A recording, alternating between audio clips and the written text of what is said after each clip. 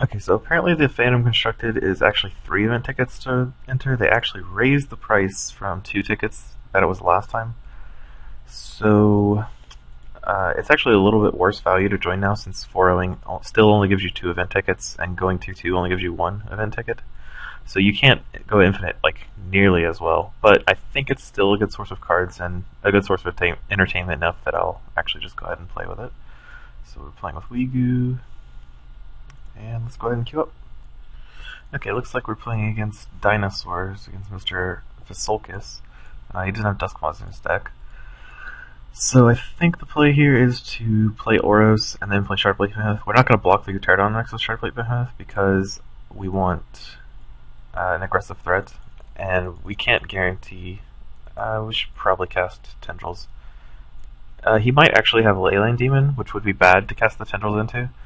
And since we don't know if he's Degen or not, and like about half the dinosaurs list play Leyline Demon, it's pointless to like shrink this creature just to have him play Battle Leyline Demon, or maybe 2. So we're just gonna, ship it. It kind of sucks if he plays Aetherphage, because then I wouldn't have a leveled Tendrils, but it's much better than just running into Leyline Demon without knowing if he's playing it or not. That's kind of unfortunate. It does... Can't really do a whole lot about that. I think I'll just cast Immortal Echoes and maybe block his, depending on what he does here. So I think the play is just to play Crypt Conjurer and Immortal Echoes. Either Crypt Conjurer Immortal Echoes or Crypt Conjurer Oros, because you definitely want to play your Crypt Conjurers generally as soon as you're able to, because they level up really well, they're hard to take down, and this Pterodon Rex is not really threatening me at all. Playing Immortal Echoes kind of sucks because I'm not going to get any value off it this turn. It gives me a creature next turn, but it does give me 3 health. So that makes me kind of want to play Duskmaw. That way if I draw Tendrils, I can put the Duskmaw in lane 4 here and then move it and kill his Pterodon Rex with the Tendrils. So let's go ahead and do that. And instead of playing only half of an Immortal Echoes. And my Oros just die to his guy, but I drew Duskmaw and Tendrils. So my play is probably going to be Crypt Conjurer, Virix Embrace the Thundersaur, and Tendrils his Pterodon Rex, depending on what he plays in front of, my various creatures. For instance, if he Degen siphons his Thundersaur, I'm probably going to want to play, actually, Virix Embrace still kills that, so it kind of just really depends on if he plays Brawn or not, because if he plays Brawn, I really want to kill that card. It's very difficult to kill. The only thing he can really play Brawn on is this Pterodon Rex though right now, so if he plays like Batterhide, that's a card you'd never see in Dinosaurs, because it sucks at level 1, it's only a 3/6, and it's not that great at level 2. It's only a 9/12. So it's unfortunate. So Virix Embrace still does 4 damage to his Thundersaur, which I need to kill, so we're going to kill that, and then we'll play Duskmaw in front of the Dino Knight and Tendrils out. That way it kills Brawn on the way up, and it doesn't keep healing his Thundersaur up. Is that better than playing Crypt Conjurer? Yes. So play this, and he didn't have Leyline Demon that turn, but it doesn't mean he's not playing them. Though with Batterhide, it makes me think he's not really playing a stock list, because no one plays Batterhide. So it's entirely possible he's just not playing a lot of the stock cards like Leyline Demon or Degen Siphon. He could be just Utera for like Thunderstomp. Because I would associate Batterhide with like a homebrew or a budget list. So is this another? This is another demon Dino Knight. That's horrible for me because I don't really have anything to deal with it. I'm probably gonna have to move my Duskmaw and let's see here. What's the play? I think it's move Duskmaw, play Oros in front of Pterodon Rex, and then let combat happen, and then Epidemic. This way I get to shrink his Dino Knight, Roaming Warclaw, and kill Pterodon Rex. And it's a lot better than like Scythe of Chiron, because I'm not really scything anything. I don't actually get to kill Pterodon Rex. I thought I would, but I guess I just miscounted. That's really sloppy, because then this makes this play really bad. And you definitely don't want to just like mess up a bunch in this deck, because your life total doesn't get that high. Like, you don't have a lot of persistent threats, so it doesn't really matter how high your life total is if you can't control the board well enough. That said, as you level up more Crypt Conjurers, your life total gets completely higher and higher and higher, because level 2 Crypt Conjurer gives you 5 health, and level 3 gives you 7. He keeps playing Dino Knights. That's like the bane of my existence, because it survives a removal spell. That's not that bad. I can kill the Rolling Orclaw with Duskmaw, and kill almost... I can't kill anything else with Epidemic, so maybe it's just better to play the Immortal Echoes. That way it gives me some creatures to worry about. And Epidemic only saves me 4 damage here. Hopefully I didn't get the Sharkplate. I wanted Sharkplate Behemoths, and I also wanted Duskmaw to like block something. That probably would have been ideal for me. Drawing the level 2 Crypt Conjurer is pretty important. I need to draw the level 2 Crypt Conjurer, or even level 1 Crypt Conjurer is fine. If he plays level 2 Dino Knight here, that's pretty bad for me. Dino Knight's one of the hard cards that's like the hardest to deal with in this deck.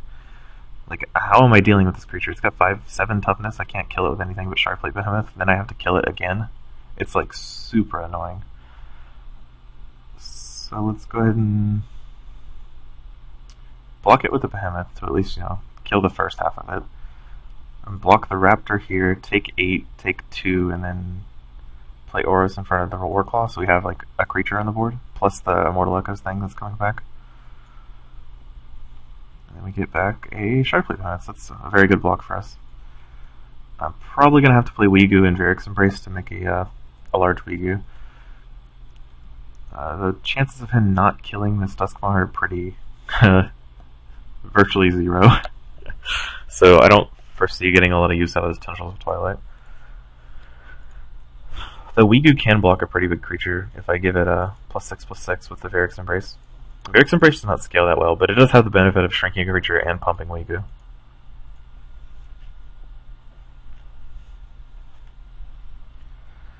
And I do need to draw those Conjurers pretty soon, because I'm at really low life total, 38, and I'm taking 14 this turn. That puts me at 24. So if he still has another level 2 Dino Knight in his deck, so if he plays like another Dinosaur and then another Dino Knight, like, I'm in pretty bad shape then. So I kind of have to hope he doesn't play that, and I have time to draw the Crypt Conjurers. Actually, I have no idea how this matchup is. I haven't played Dinosaurs in a long time, and I've never played this Wegu deck, so I actually have no idea what this matchup's supposed to be like. So I could be misplaying or misevaluating which cards I'm supposed to be leveling. It's very possible. I'm just not too familiar with the ins and outs of the deck. He doesn't kill the Duskmaw here. I think it's horrible. Yeah, there we go. So at least Duskmaw traded with a creature. And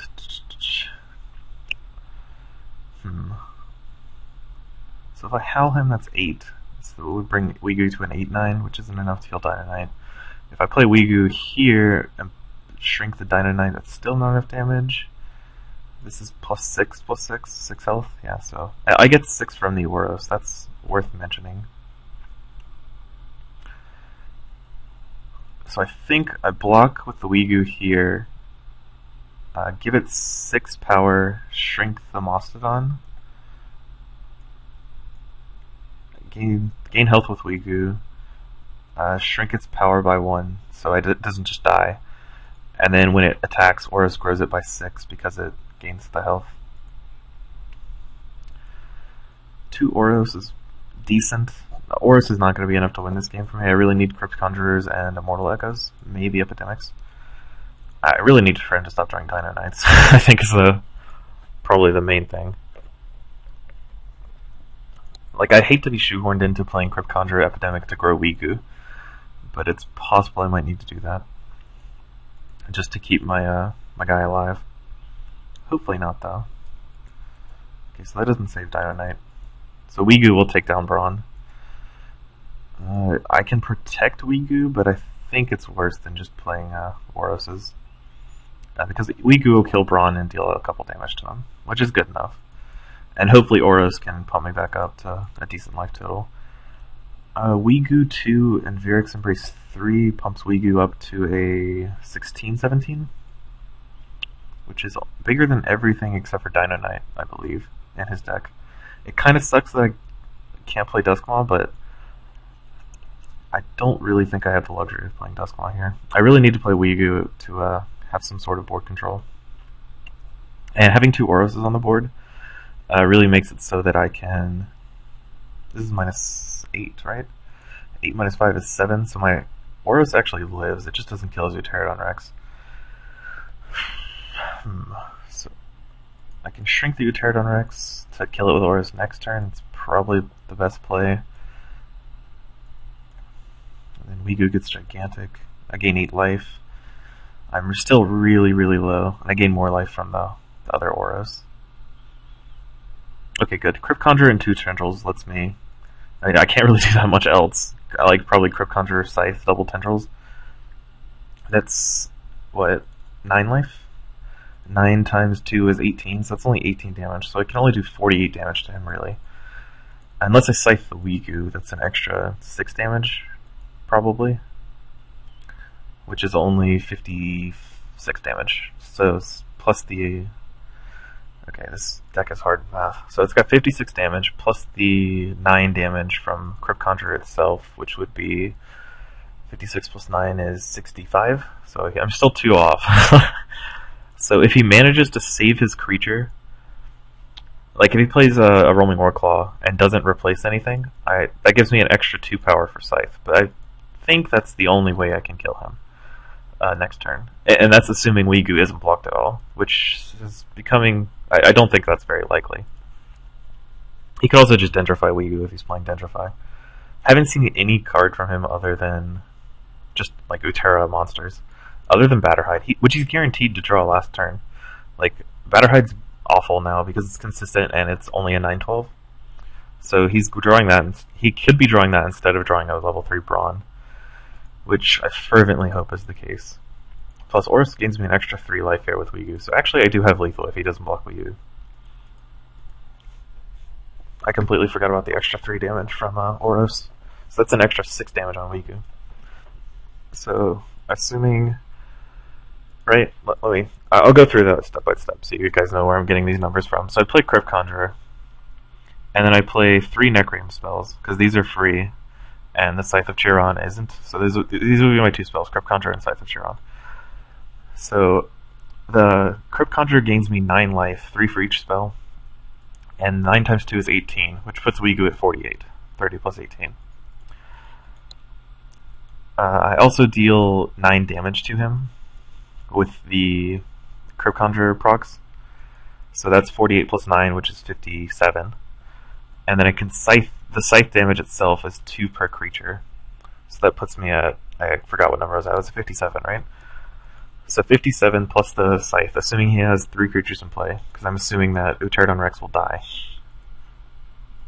So if he doesn't replace a creature, I can do a whole lot of damage to him. He replaced a creature, and that sucks, because now I'm dead? I'm pretty close to dead. How do I live? I can't kill him. I don't have enough damage. Right? Because I play Crypt Conjurer here. I shrink the Dino Knight. That's still not enough damage to kill me. I mean, I'll do it anyway, because that's pretty much my only play. I'm going to shrink the Warclaw, just try and get in more damage. Because shrinking the Dino Knight to prevent 2 damage is not going to be that big a deal. So I do 51 to him, and he does 14 to me, and then I die the next turn. So we came close, but we needed him to play 2 creatures in order for me to get the extra damage. So, oh well. My opponent played really slowly that game. Gave me a lot of time to count the numbers in this deck.